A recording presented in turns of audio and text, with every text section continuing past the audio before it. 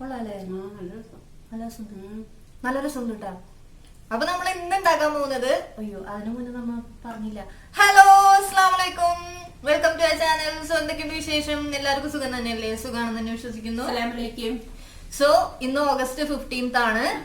So എല്ലാവർക്കും ഞങ്ങളുടെ രണ്ടുപേരുടെയും ഹാപ്പി ഇൻഡിപെൻഡൻസ് ഡേ. സോ ഇന്ന് നമ്മൾ തയ്യാറാക്കാൻ പോകുന്നത് പായസമാണ്. നമ്മുടെ ഓണമൊക്കെ വരാണല്ലോ. അപ്പൊ എല്ലാവരും ഓണത്തിന് സ്പെഷ്യൽ ആയിട്ട് ഉണ്ടാക്കാൻ ആഗ്രഹിക്കുന്ന ഒരു സംഭവം പായസമാണ്. സോ നമ്മളും ഒരു സ്പെഷ്യൽ രീതിയിലാണ് പായസം ഉണ്ടാക്കിയിരിക്കുന്നത്. നമ്മുടെ സേമിയ പായസമാണ് വെച്ചേക്കുന്നത്. പക്ഷേ ഓണത്തിന് എന്തായാലും എല്ലാവരും പായസം ഉണ്ടാക്കാൻ വേണ്ടി കുറച്ച് ടൈം എന്തായാലും എടുക്കും. അപ്പൊ അത് കുറച്ച് സ്പെഷ്യൽ ആയിട്ടുള്ള രീതിയിൽ ഉണ്ടാക്കുകയാണെന്നുണ്ടെങ്കിൽ ഉണ്ടാക്കുന്നവർക്കും അത് സന്തോഷമാണ്, അതെ കുടിക്കുന്നവർക്കും അത് സന്തോഷമാണ്. സോ അതുകൊണ്ട് തന്നെ നമ്മുടെ സ്പെഷ്യൽ പായസം റെസിപ്പിയാണ് നമ്മൾ കാണിക്കാൻ പോകുന്നത്. സോ അതിനു മുന്നേ നമ്മുടെ ചാനൽ ആദ്യമായിട്ട് ആരെങ്കിലും കാണുന്നുണ്ട് എന്നുണ്ടെങ്കിൽ സബ്സ്ക്രൈബ് ചെയ്യുക. അതുപോലെ തന്നെ ബെല്ലൈക്കൺ ക്ലിക്ക് ഓൾ ഓപ്ഷൻ കൂടെ സെലക്ട് ചെയ്ത് കൊടുക്കുക. പിന്നെ നമ്മുടെ ഓണത്തിനെ പറ്റി പറയണമെന്നുണ്ടെങ്കിൽ ഞാനൊക്കെ പഠിക്കാൻ സ്കൂളിലൊക്കെ പോകുമ്പോ ഈ ഓണം വരാൻ കാത്തിരിക്കും. അപ്പൊ എന്താന്ന് വെച്ചാല് 10 ദിവസം അവധി കിട്ടുമല്ല. അതെ അതെ, 10 ദിവസത്തെ അവധി കിട്ടാൻ വേണ്ടി അങ്ങനെ നിങ്ങൾക്കൊക്കെ പിന്നെ അതെല്ലാ കുട്ടികൾക്കും ഉള്ളതാണ്.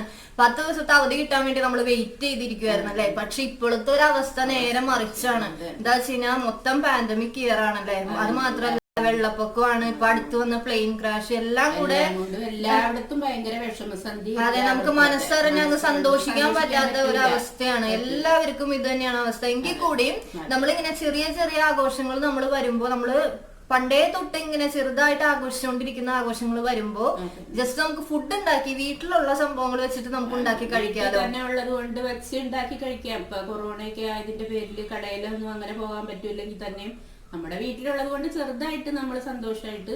അതെ, അപ്പൊ നമുക്ക് നമ്മുടെ വീട്ടിലുള്ള സംഭവങ്ങളൊക്കെ വെച്ചുണ്ടാക്കി ഓണം ഒരു ചെറിയ രീതിയിൽ നമ്മുടെ വീട്ടിൽ തന്നെ ആഘോഷിക്കുക.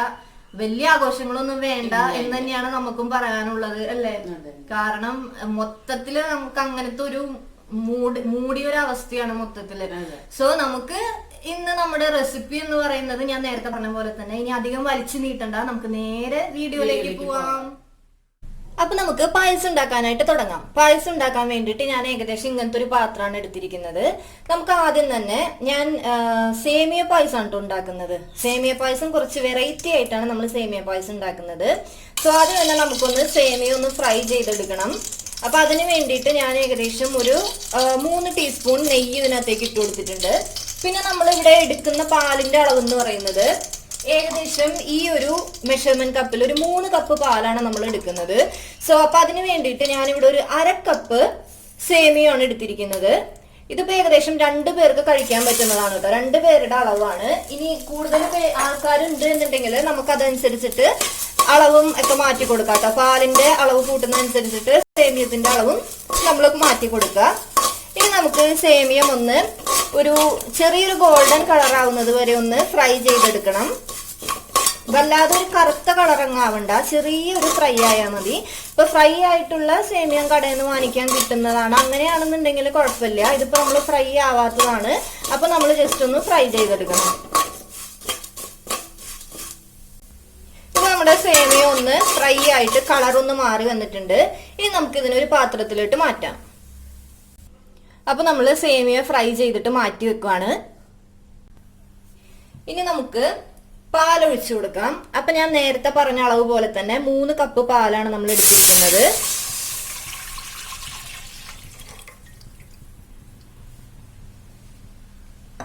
ഇനി ഈ പാലൊന്ന് ജസ്റ്റ് ഒന്ന് തിളച്ചു വരണം. ഇപ്പൊ നമ്മുടെ പാലൊന്ന് തിളച്ചു വന്നിട്ടുണ്ട്. ഇനി നമുക്ക് ഇതിനകത്തേക്ക് നമ്മൾ ഫ്രൈ ചെയ്ത് വെച്ചിരിക്കുന്ന സേമിയ ചേർത്ത് കൊടുക്കാം.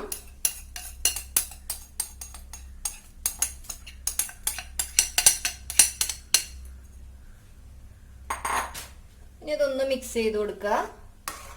ഇനി മീഡിയം സിമ്മിൽ ഇടാട്ടോ. മീഡിയം സിമ്മിൽ ഇട്ടാലാണ് നമ്മുടെ സേമിയ ഒന്ന് നല്ലപോലെ തിളച്ച് വരത്തുള്ളൂ.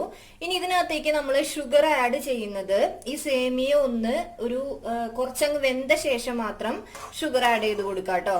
അപ്പൊ ഇനി നമുക്ക് സേമിയ ഒരു 50% വേവുന്നത് വരെ നമുക്ക് മീഡിയം സിമ്മിൽ ഇട്ടിട്ട് വേവിച്ചെടുക്കാം.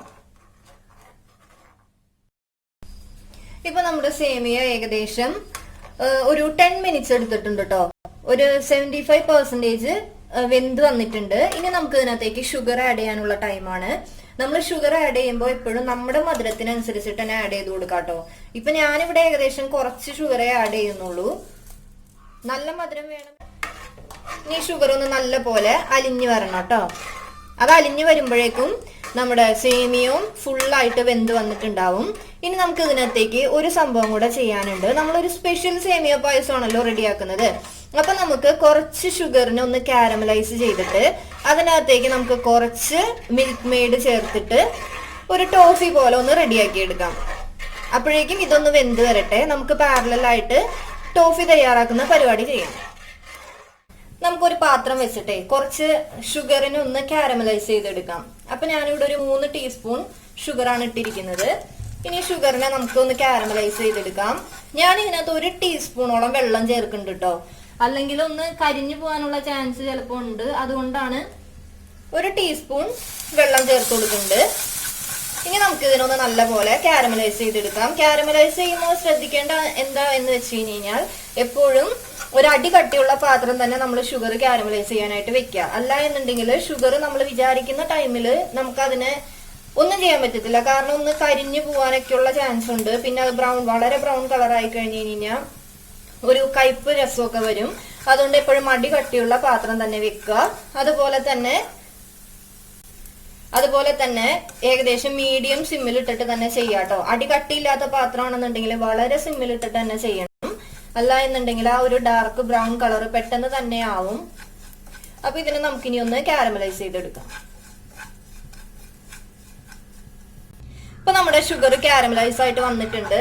ഇനി തീ ഭയങ്കരമായിട്ട് കുറച്ച് വെക്കാട്ടോ. ഇനി ഇതിനകത്തേക്ക് നമുക്ക് 1 ടേബിൾ സ്പൂൺ മിൽക്ക് മെയ്ഡ് ഒഴിച്ചു കൊടുക്കാം. ഇപ്പൊ ഈ മിൽക്ക് മെയ്ഡ് നമ്മൾ വീട്ടിൽ തന്നെ റെഡിയാക്കി എടുത്തേക്കുന്ന മിൽക്ക് മെയ്ഡ് ആണ് കേട്ടോ. ഇതിന്റെ റെസിപ്പി നമ്മൾ ഇടാം.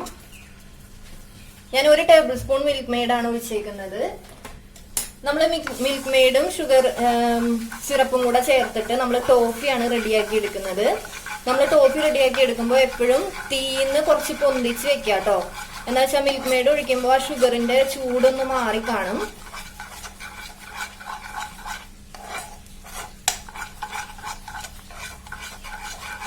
നമ്മുടെ ടോഫി ഇവിടെ റെഡി ആയിട്ടുണ്ട്. ഇനി നമുക്ക് ഇതിനെ നേരെ പായസത്തിലേക്ക് ഒഴിക്കാം. ഇനി നമുക്ക് ടോഫി നേരെ പായസത്തിലേക്ക് ഒഴിക്കാം.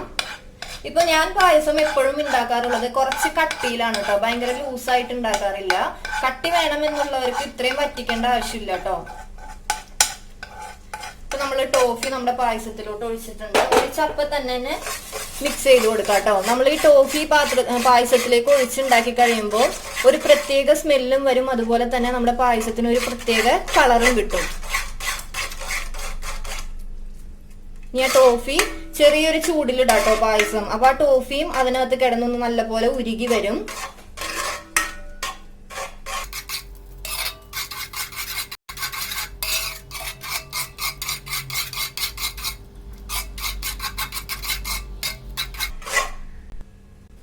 സോ ഇനി നമ്മുടെ ഫൈനലായിട്ട് ഇതിനകത്തേക്ക് നമുക്ക് കുറച്ച് കാഷ്യൂ നട്ടും മുന്തിരിയും കൂടെ ഫ്രൈ ചെയ്തതും കൂടെ ചേർത്ത് കൊടുക്കാം.